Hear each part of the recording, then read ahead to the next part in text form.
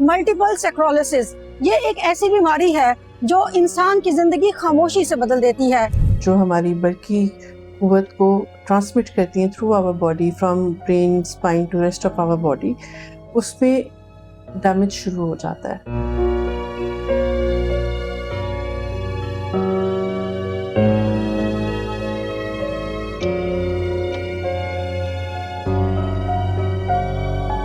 Electric wire के ऊपर plastic coating होती है, वो उतार दे तो शॉर्ट हो जाती है। तो उन्होंने कहा जी जैसे ब्रेन के अंदर जो वायर्स हैं उसकी जो मिलीन है वो डैमेज होनी शुरू हो गई है और वो शॉर्ट सर्किट हो रही है। Young females from the ages 20 to 40 years old primarily. In females की में अमूमन ज़्यादा देखी गई है बीमारी। 2015 में इसका एक और अटैक आया और उसके अंदर में चलने फिरने से भी आवाज़ार हो। मल्टीपल स्क्लेरोसिस ये एक ऐसी बीमारी है जो इंसान की जिंदगी खामोशी से बदल देती है। आलमी इदारा सेहत के मुताबिक इस बीमारी के शिकार अफराद दुनिया भर में 18 लाख हैं, जबकि जदीद शुमारिये ये बताते हैं कि ये तादाद 29 लाख है। पाकिस्तान में भी 10,000 अफराद इस बीमारी में मुब्तला हैं। ये बीमारी क्या है, इसकी वजूहात क्या हैं और इसका इलाज क्या है, इसके बारे में हम आपको बताएंगे आज इस व्लॉग में। आखिर तक हमारे साथ रहिएगा। ये हैं उमर मिर्जा।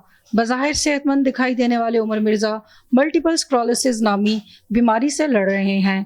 ये बीमारी खामोशी से इनके दिमाग और असाब को मुतासिर कर रही है। उमर, क्या इसकी अलामात थी और इसको तशखीस होने में कितना वक्त लगा, क्योंकि आमतौर पे इस बीमारी के बारे में लोगों को मालूम नहीं है। 2011 से मैं MS पेशेंट हूँ। मैं वर्जीनिया अमेरिका में था जब मुझे लेफ़्ट आई से नज़र आना बंद हो गया। तो मुझे सिर्फ ऐसे लगता था जैसे आँख में कोई स्क्रैच है या थोड़ा सा विजन प्रॉब्लम है। तो मैं उसके बाद चला गया ऑप्थेल्मोलॉजिस्ट के पास। उन्होंने मुझे कहा कि भाई आप जल्द अज जल्द MRI के लिए चले जाएं। उन्होंने कुछ 4 पेपर अंग्रेज़ी के ला के ना मेरे हाथ में पकड़ा दिए कि जी जब तक डॉक्टर आते हैं आप इसको स्टडी करें। फिर स्टडी क्या मैंने करनी थी, मैं पकड़ के बैठा रहा, समझ मुझे कुछ नहीं आई। तो मैंने कहा चलो अब डॉक्टर आएंगे तो वो कुछ बताएंगे तो लकीली फिर कुछ समझ आएगी।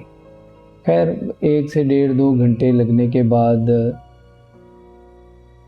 Neurologist, ophthalmologist, psychologist, psychiatrist, physician और वो वेल बीइंग के कोई डॉक्टर होते हैं, कुछ 6-7 डॉक्टर जो है ना वो ऐसे जैसे मेरे ऊपर नाजिल हो गए होते हैं। तो आके तो मुझे कहते हैं कि जी ये डॉक्टर जी, अपना इंट्रोडक्शन कराया। फिर उन्होंने कहा जी हमें पूरा इसका यकीन है कि आपको मल्टीपल स्क्लेरोसिस हो गया और ये एक स्पाइनल कॉर्ड एंड ब्रेन की बीमारी है जिसके अंदर आपके ब्रेन के अंदर जो इलेक्ट्रिक वायर्स होती हैं वो बिल्कुल ऐसे जैसे आपके यहाँ पे आम इलेक्ट्रिक वायर है उसके ऊपर से प्लास्टिक उतार दें तो वो शॉर्ट सर्किट हो जाती है। देखिए ना, वो इलेक्ट्रिक वायर के ऊपर प्लास्टिक कोटिंग होती है, वो उतार दे तो शॉर्ट हो जाती है। तो उन्होंने कहा जी जैसे ब्रेन के अंदर जो वायर्स हैं उसकी जो मिलीन है वो डैमेज होनी शुरू हो गई है और वो शॉर्ट सर्किट हो रही। मुझे इसकी तशखीस करने में not more than week and half लगा। आँख ख़राब हुई, डॉक्टर पे जाना, भागना दौड़ना, और मैं गुड डॉक्टर्स के हाथ में गया और उन्होंने इसको जल्दी से डायग्नोस कर दिया ताकि ये उसका इलाज कर सके और फ़ौरन ही मेरी स्टीरॉयड थेरेपी शुरू हो गई। तो उमर, इस बीमारी ने आपकी ज़िंदगी पे, आपके काम पे, आपकी फैमिली पे क्या असरात डाले और आप क्या समझते हैं फैमिली का सपोर्ट इसमें किस हद तक ज़रूरी है? 2015 में इसका एक और अटैक आया और उसके अंदर मैं चलने फिरने से भी आवाज़ार हो गया। मैं चलता भी नहीं था 2015 में।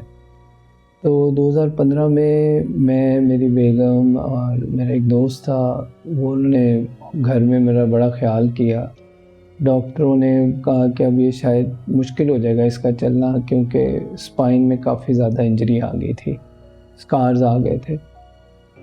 تو میں چلتا نہیں تھا، تو انہوں نے مجھے سوئمنگ پول کے اندر ڈال کے مجھے چلانا شروع کیا، میری ٹانگوں کی تھیراپی کی، چلایا.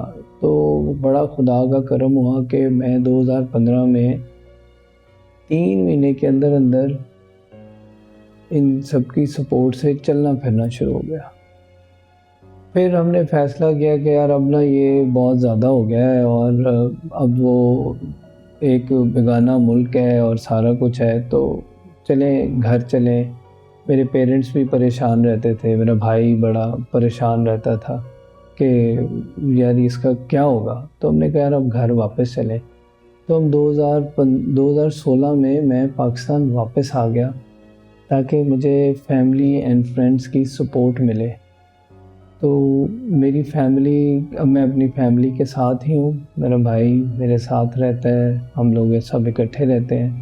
وہ میرا پورا خیال رکھتے ہیں کہ مجھے ہر طرح کی زندگی کی ضروریات کے اندر وہ پورا میرا ساتھ دیں اور میرا خیال رکھیں. موسم آ جاتا ہے، گرمی آ جاتی ہے، میں گھر سے باہر نہیں نکلتا، زیادہ تر اندر ہی رہتا ہوں. اور باقی جو ہے وہ سارا کچھ جو ہے اسی کے ساتھ ساتھ چلتا ہے.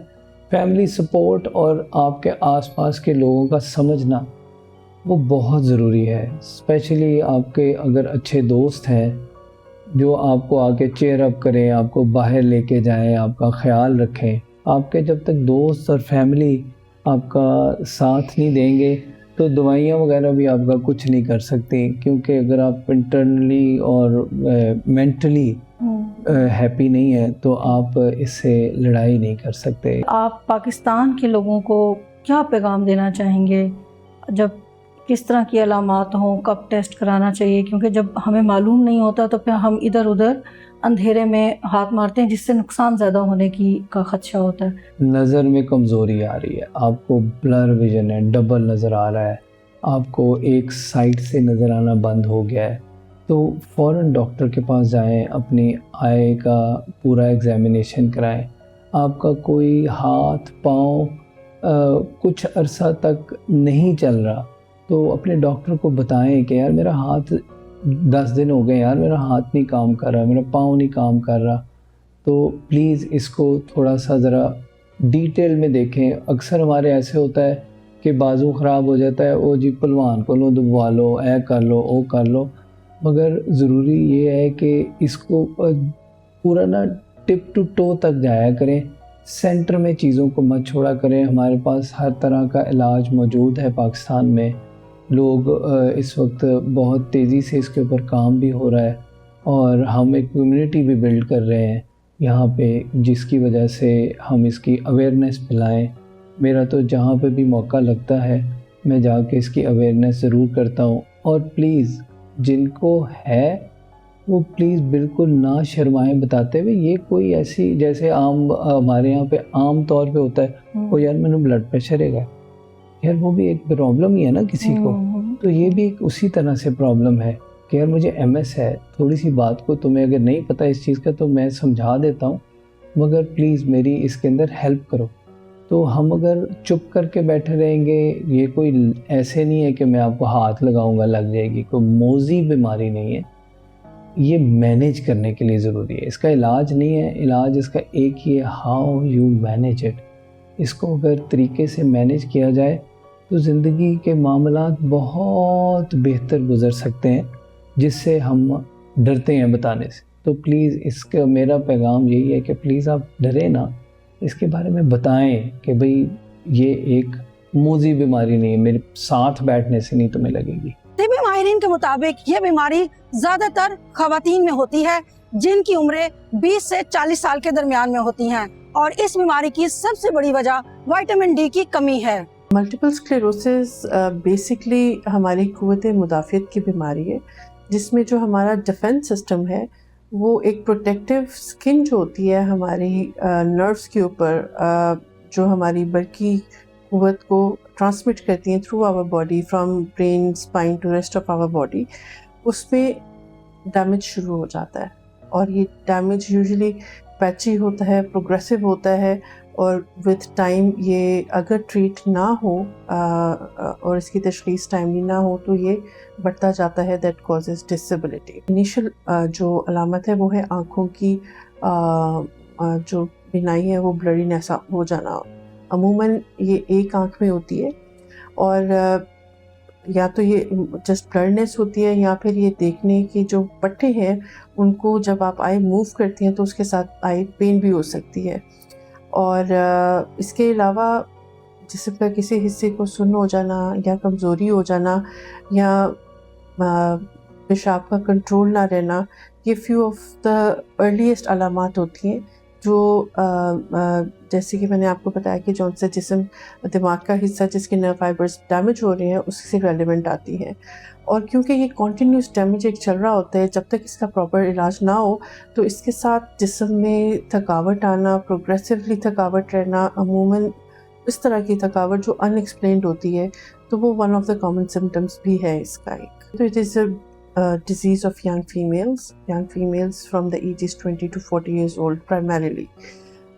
इन फीमेल्स की में अमूमन ज़्यादा देखी गई है बीमारी, और इन के साथ जो और वजूहात हैं जो कि ओवर द टाइम ट्रायल्स और जो लर्नड हैं लिटरेचर पॉइंट ऑफ व्यू से भी, तो उसमें विटामिन डी की कमी उसका बहुत ज़्यादा रोल पाया गया है।